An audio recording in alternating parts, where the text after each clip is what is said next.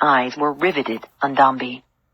"I'm not interested in the philosophy or morality of biological warfare," Tina said. "Right now, I just want to know how the hell Danny wound up in this place." "To understand that," Dombey said, "you have to go back 20 months.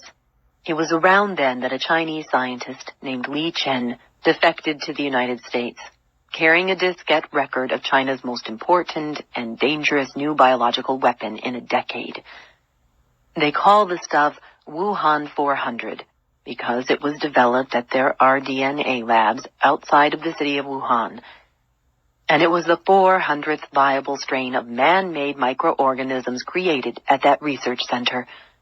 Wuhan-400 is a perfect weapon. It afflicts only human beings. No other living creature can carry it.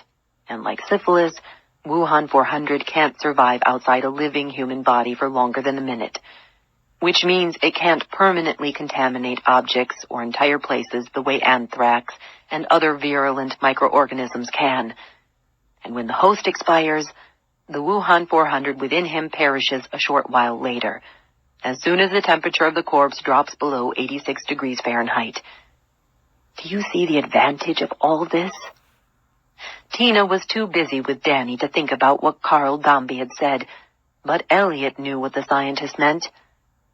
"If I understand you, the Chinese could use Wuhan-400 to wipe out a city or a country, and then there wouldn't be any need for them to conduct a tricky and expensive decontamination before they moved in and took over the conquered territory."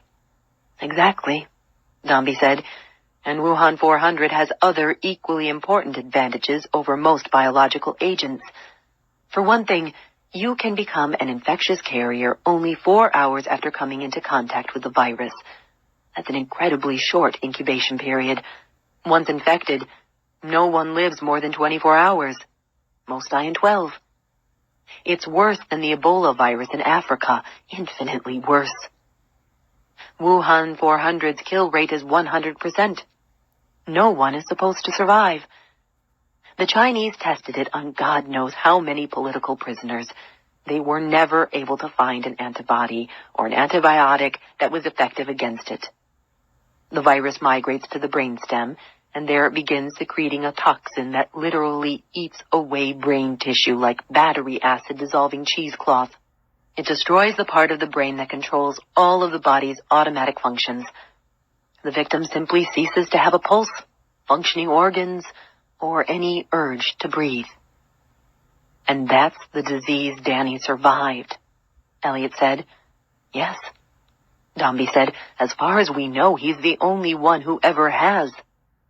Tina had pulled the blanket off the bed and folded it in half so she could wrap Danny